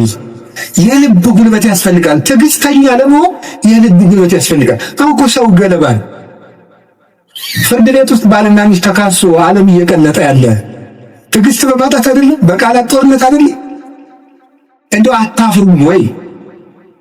እንዲህ ብሎ ሰድቦኝ እንዲህ ብላ ሰድባ እያላችሁ እንደው አታፍሩም? የወዴትን ጎን ነግራችሁ ጦር ይዞ የመጣውን ጠላቱን እጅ ላይ ሲያገኘው እግዚአብሔር በቀባው ላይ እጅን አላነሳ። ሌላ ቀን እኮ ደግሞ ምን አድርገው ዳዊት ወልዴ ቃል ከማይዜኒ ዳዊት ወልዴ ቃል ከማይዜኒ ዳዊት ስትዘምር እኮ ደስ ይለኛል እና በገና ደርድልኛል። የዋሁ ዳዊት በገና ሊደረድር ሲል ጦሩን ሳኦል ይዘው ሲወረውበት አድነን እግዚኦን በሲኩኝ አቤቱ ከክፉ ሰው አድነኝ ሲል ጦሩ ወዳ ከግድግዳው ላይ ተተከለች። ያንን ደግሞ መልሶ ሌላ ቀን ፈልጎ አገኙ። አሁንም ሳይገለው ጥሎት ሄደ። ዳዊት ሳኦል እየፈለገው ሄደ። ዳዊት ግን ይላል ለእግሜ ወደ ሄደ ሁሉ ሰራዊቴ ጠላቶቼ ወደ ኋላቸው ይመለሱ ይላል። ሳኦል መንገድ ጠፍቶት ተመለሰ። ደክሞ ማሸነፍ የእግዚአብሔራዊነት። ከዛ ምን አደረገ? ጎልያድ በመጣ ጊዜ ዳዊት በሰይፍ ነው ያሸነፈ በጠጠር? እስኪ ንገሩኝ። ስለዚህ የዳዊት ጉልበት ሰይፍ ወይስ እግዚአብሔር? ንገሩኝ። ጠጠሯ ናት ያሸነፈች ወይስ የእግዚአብሔር ስም? የእግዚአብሔር ስም ከተጫናት ጠጠርም ኃይላም ናት። እግዚአብሔር ከሌለው ግን ሰይፍም ያስከትላል። ጎልያድ ሰይፍ ይዞ ሄደ፣ ዳዊት እግዚአብሔርን ይዞ ሄደ። ከዚያ በኋላ ስም ወረገመኒ በአማልክት ይርኩሳን በረገሙ ጣዖቶች ረገመኝ ወአንዘ ሳይኩ ሰለስተ አይባን ሙስተፈለግ እኔ 3 ድንጋዮችን ከባህር አነሳው ወወጻፍክም ወዲ በፍጽሙ ግንባሩ አልኩት አሚሃ ወርቅ በኃይል እግዚአብሔር በእግዚአብሔር ላይ ያን ጊዜ ወደቀ ወደ ሳይኩ ዘምላይ ሊሆን ሰይፍ ከሱ ሰይፍን ወሰድ ወመተርኩ ርሶ ለጎልያድ የጎልያድ አንገት ቆረጥኩት። በራሱ ሰይፍ እንዲወድቅ ያደረገው ጉልበት ይሆን? እስኪ በሁላችሁ ንገሩኝ። አዎ ይህን የሚያደርገው የእግዚአብሔር ስም ነው። ቅዱስ ዳዊት አንተ ብላቴና ጨንገር ይዘህ የምትመጣ እኔ ውሻ ነኝ ነበር ያለው ጎልያድ። እና እንግዲህ ስጋህን ለሰማይ ወፍ ለምድር አራዊት ቆራርጬ እሰጠዋለሁ። አዎ አንተ ከውሻም ታንሳለህ። ውሻ ፈጣሪ ጌታውን ያውቃል፣ አንተ ግን ፈጣሪን አታውቅም። አንተ በሰይፍ ትመጣለህ፣ እኔ ግን አንተ በምትገዳደረው በእስራኤል አምላክ ስም እመጣለሁ። የእግዚአብሔርን ስም ወደና ያንን 6 ክንድ እስራኤልን ያስጨነቀ ሰው ገረሰሰው። ስለዚህ ጉልበቱ እግዚአብሔር ጉልበቱ ይወዳል። ከገዛ ቤተ መንግስቱ አኪጦፌል የሚባል መካሪ ተነስቶ አቤሴሎምን የገዛ ልጁን አስነስቶ ምንድን ያደረገ? ዳዊትን ሲያዋርደው የዳዊትን ሚስቶች በሙሉ እስራኤል በተሰበሰቡበት ድንኳን አስጥሎ አገር እያየ የአባትህን ሚስቶች ልፈራቸው ብሎ ገብቶ የአባቱን ሚስቶች እንዲደፍር በመጽሐፍ ቅዱስ የተጻፈ ነው አድርጎ አኪጦፌል የሚባል ሰው አዋረደ። ዳዊት ሄደ፣ ተሳብ ወጥቶ ሄደ ከቤተ መንግስት። ዳዊት ኃያል እኮ ነው። ስሙ ሲጠራ እኮ ሽም ይደነግጥለት። ኃያላን የጦር መሪዎች አሉት። ግን ምንድን ያደረገ? እግዚኦ ቢበዙ ለዛቅዩን ብዙሃን ቆሙ ላይ ዲየ ብዙሃን ይቤድን ዋለ ነፍሴ እያድህነች አምላክኪ አንተስ እግዚኦ ምስካዬ አንተ አቤቱ የሚያስጨንቁኝ ምንኛ በዙ፣ ብዙዎች በእኔ ላይ በጠላትነት ቆመዋል፣ ሰውነቴንም የሚያድንሽ የለም ይሏታል። አቤቱ አንተ ግን መጠጊያዬ ነህ፣ ከራሴ ላይ በላይ ያለ ዘውድም አንተ ነህ እያለ በልቡ ተንበልብሎ ካሸዋ ላይ ወድቆ ያለቅስ ነበር። የዚያ ጊዜ አኪጦፌል ይገርማችኋል፣ አገሩ ገብቶ ዳዊት ከተመለሰ አይምረኝም ብሎ በገዛ እጁ ታንቆሙት። ዳዊት አኪጦፌል እንዲህ ብሎ ሲመክር ማዶ ላይ ደግሞ በመጽሐፈ ሳሙኤል እንደተጻፈው ማዶ ሄዶ ዮርዳኖስን ሸገር ብሎ በቀትር እግዚኦ እልዋ ለምክረ አኪጦፌል፣ አቤቱ ጌታዬ የአኪጦፌልን ምክር አፍርስበት ይላል። በዳዊት ሞት እየተመከረ ዳዊት ምን ያደርጋል? አቤቱ የአኪጦፌልን ምክር አፍርስበት ይላል። የመከረበትን ሰውዬ ሄዶ እንዳያስረው ተሰዷል። ጉልበት የለውም ዳዊት፣ ሰራዊት አልቆበታል። ስለዚህ ምን አደረገ? አንድ ጉልበት አለው እግዚአብሔር ነው። የአኪጦፌልን ምክር አፍርስበት። አኪጦፌል ምን አደረገ? መላው አእላፈ እስራኤል ሰብስብ፣ የዳዊትን ሚስቶች በአደባባይ አስነውራቸው። የዚያን ጊዜ ዳዊትን በታቦት እንደተዋረደ ቀን እንደጣለው የእስራኤል ሰዎች ያውቃሉ። ያን ጊዜ ዳዊትን ተከትለን ሄደን እንግደለዋል፣ የአባትህን አንገትም ቆርጬ አመጣልሃለሁ ብሎ መከረ። እንዲህ ብሎ ሲመከር ዳዊት ምን አለ? አቤቱ የአኪጦፌልን ምክር አፈርስበት ሲል ምን አለ መሰለህ? እግዚአብሔር በጠላቱ በአቤሴሎም ላይ የምክር ጥርጥር አሳደረ። አይ የአንድ ሰው ምክር አይበቃም፣ ሌላ ሰው ምክርን ጨምር የተባለ አለና የዳዊት የቀድሞ አማካሪ የነበረ ኩሲ የሚባል ሰው ነበር። ሽማግሌውን ኩሲንም እስኪን ጠይቀዋል። ኩሲ እንደምን አለ? ደህና ነኝ። ምን ነው ቀድሞ ስታማክረው የነበረው ዳዊት ሲሰደድ እዚህ ቀረ? እኔ ምን ጊዜ የማማክረው እግዚአብሔር የቀባውና ውስጡ ቅኔ ነው። ቅኔው ምንድን ነው? አሁንም እኮ የማን አማካሪ ነኝ እያለው፣ አንተንማ እግዚአብሔር አልቀባም እያለው፣ አሁንም የእሱ ነኝ እያለው፣ ለእሱ ግን የመሰለው ምን እያለው ነው? አንተም ከሾመ አንተ አማካሪ ሆናለሁ እያለው መስሎታል። ከዛ ምን አደረገው? አኪጦፌል ምን ብሎ መከረ? አኪጦፌል እንዲህ ብሎ መክሯል። አንተ ምን ትላለህ? አኪጦፌል ቶሎ ብለን ዳዊትን እንግደለዋል፣ አንተ ምን ትላለህ አለ። ዳዊት ምን እያለ ነው? አቤቱ የአኪጦፌልን ምክር ተናገሩ እንጂ አፍርስበት በሉ እንጂ እያለ ይህ ያለቅሳል። ኩሲ መጣና ምን አደረገ? አይ እቺ ምክር አንዲት ናት፣ አንድ ምክርማ አይረባም፣ ከገሌ ምክር የገሌ ምክር ይሻላል ተብሎ የቤተ መንግስት ምክር ከአንዱ ምክር የአንዱ ምክር ተመርጦ ነው እንጂ የአንድ ሰው ምክርማ አይረባም። ስለዚህ ምክር ይመከር። ቆይ ውለን እንግደር።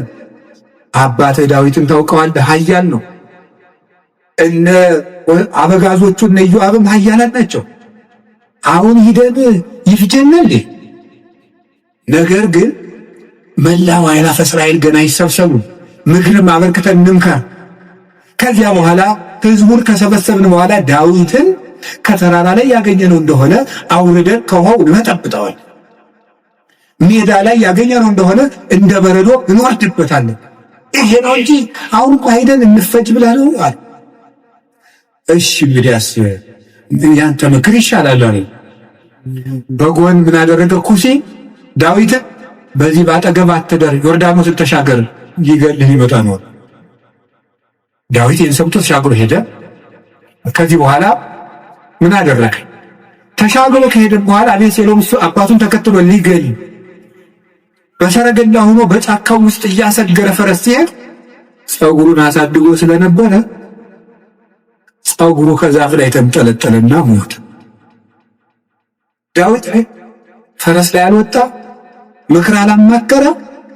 አቤቱ የአኪጦፌልን ምክር አፍርስበት እንዳለ የክፎችን ምክር አፍርሶ ዳዊትን ስለታደገው አቤቱ ጉልበቴ ሆይ ሙሉትና እንደ እወድሃለሁ ያለው። ስለዚህ እግዚአብሔርን መውደድ ያለው ጉልበት ይሰጣል።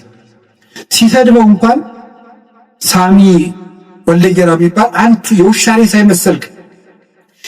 መቼም ሰው የዚህ ዘመንም ሰው እንኳን እንደዛ ሳይመስል አይቀርም። አሽቃባጭነት ይበዛዋል። ማለት ምን ማለት ነው? ሁላችንም አይደል፣ እነማንም እንደሆነም አላውቅም። ዞሮ ዞሮ ግን ባለስልጣንን ሲሻር መሳደብ እናውቅበታለን ነው ለማለት ይፈለጉ። ሲሾም ትንፍሽ የለም።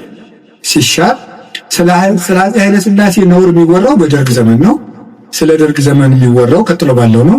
ቀጥሎ ስላለው የሚወራው ቀጥሎ ባለው ነው። ነገ ደግሞ የሚወራው ምን እንደሆነ ያላውቅም። ስለዚህ ልናቸው የፈለኩት ምንድን ነው? ቀን ሲጥለው ጎበዝ ሳውል የተሾመም ቢሻል ያጣም ቢያገኝ ከእውነት ጋር ቁሙ እንጂ ሰውን ቀንጥሮታል ብላችሁ አትሾም። እንዲሁ ለስጋም ተመልሶ ሊመጣ ይችላል። አጉል ተመልሶ ሊሾም ይችላል። ለነፍስ ግን ሰውን ቀንጥረው ምን ይላል ሰሎሞን? እኔ የሚያመጣውን አታውቅምና በጠላት ውድቀት ደስ አይበልህ ይላል።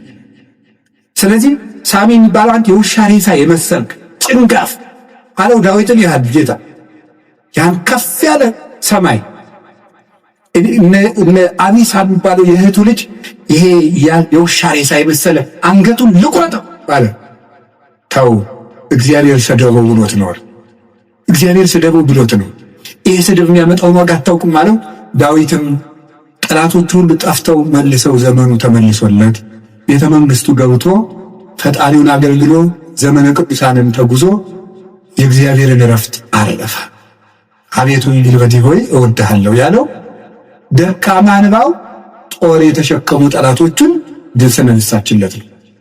አሁንም ጉልበት እግዚአብሔር ጉልበታችን ነው ማለት ባጭር ቃል ለመጠቅለል አንድ እግዚአብሔር ጉልበታችን ነው ማለት ከኛ ዕውቀት ውጭ የሆነ ነገርን እግዚአብሔር ያደርግልናል።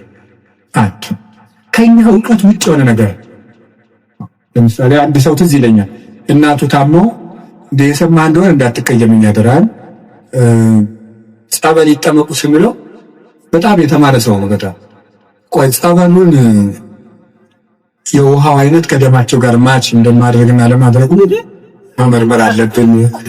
ትንሽ ፈገግ ያሰኛል እና ይሄ ፈጽሞ አሁን አንዳንድ የከተማ እናቶች ሊቃጣቸው ጀምሮ ነበር አሉት። ክርስትና ሲያስነሱ ውሃ በፌርሙዝ አሙቀው አምጥተው በዚህ አጥበቁልኝ። ይሄ ቀልድ ይመስላል በእውነቱ ማለት ነውና ቆይ ክርስትና ሲነሳ ልጅን ይበርደዋል ብላችሁ ታስባላችሁ? እናቶች እንደዛ ካሰባችሁ ሞታችኋል። ወድ ሰውም አይደላችሁ። ክርስቶስን እየለበሰ እኮ ነው። እንዴት ይበርደዋል? ሰው ሲጠመቅ ክርስቶስ ነው የሚለብሰው።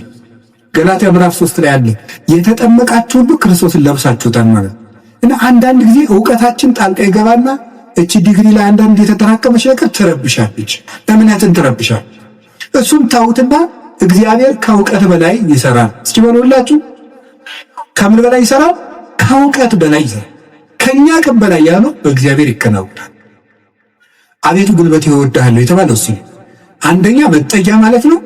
ሁለተኛ እግዚአብሔር ከኔ አቅም በላይ የሆነውን ከተፈጥሮ ሕግ በላይ የሆነውን ነገር እሱ ይፈጽመዋል።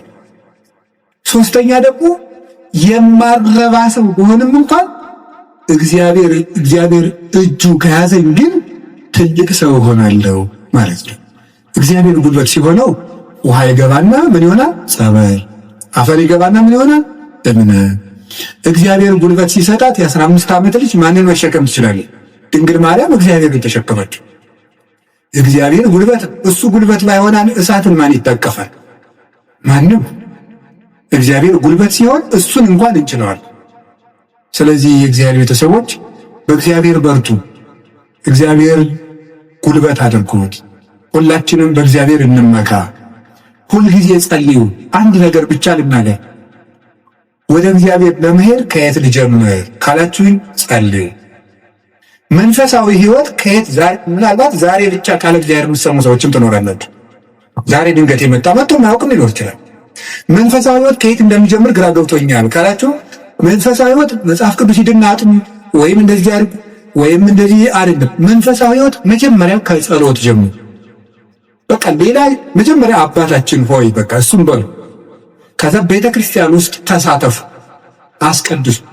ከዚያ በኋላ መጽሐፍ ቅዱስን በደንብ ተማሩ። እነዚህ ሶስቱ ሁልጊዜ የቤት ስራ እሰጣችኋለሁ፣ እኔም እናንተም ታረሙታላችሁ። አሁን ዛሬ መልሼ ልሰጣችሁ። ከዚህ በኋላ በሕይወት ሁሉ እናገራለሁ፣ ሰው ቢሰለችም ባይሰለችም እንደ ከርቤ እስከምትመር ድረስ ተናገር ብሏል አንድ የቤተክርስቲያን አባት።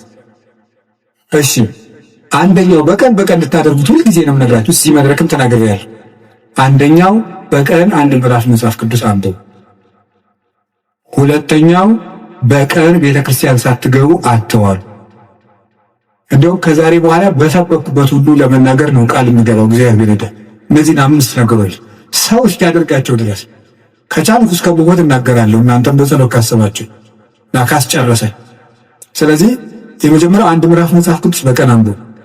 ሁለተኛው ቤተክርስቲያን ሳትገቡ አትዋሉ። በቀን መግባት የማያስችል ተፈጥሯዊ ግዳጅ ከገጠማችሁ ደጅ ላይ ቁማችሁ ሂዱ። ሶስተኛው በሳምንት አንድ ቀን ቢያንስ አስቀድሱ። ውስጥ ገብታችሁ በሳምንት አንድ ቀን ቢያንስ ማለት ነው። አራተኛው ንስሐ ግቡ። ንስሐ እንደውም ምንድነው የምትባለው? ሌላኛይቱ ከእግዚአብሔር የተሰጠችን ልደት ናት እንባል። አንድ ልደት ከእናት አባት ተወለዳል። ሌላ ልደት ደግሞ በጥምቀት እንደገና እሷ ስትደበዝዝ ደግሞ እግዚአብሔር በንስሐ ልደት ሰጠ።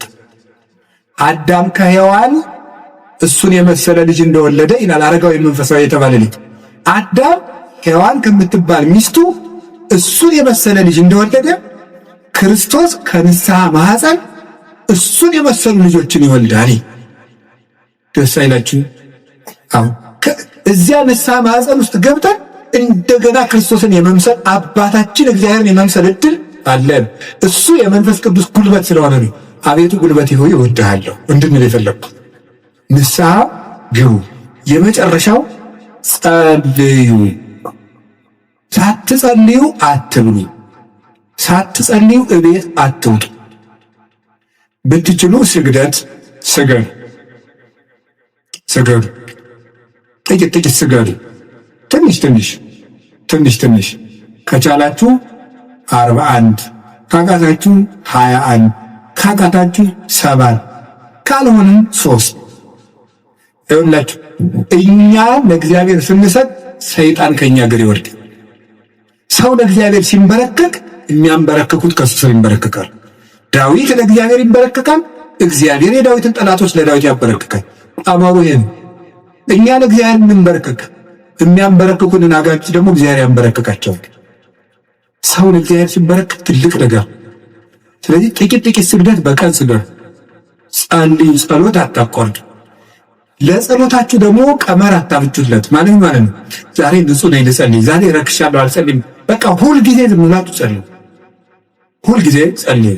ይህን ያደረግን እንደሆነ እግዚአብሔር ጉልበት ይሆነናል ልላችሁ ፈልጌ ነው።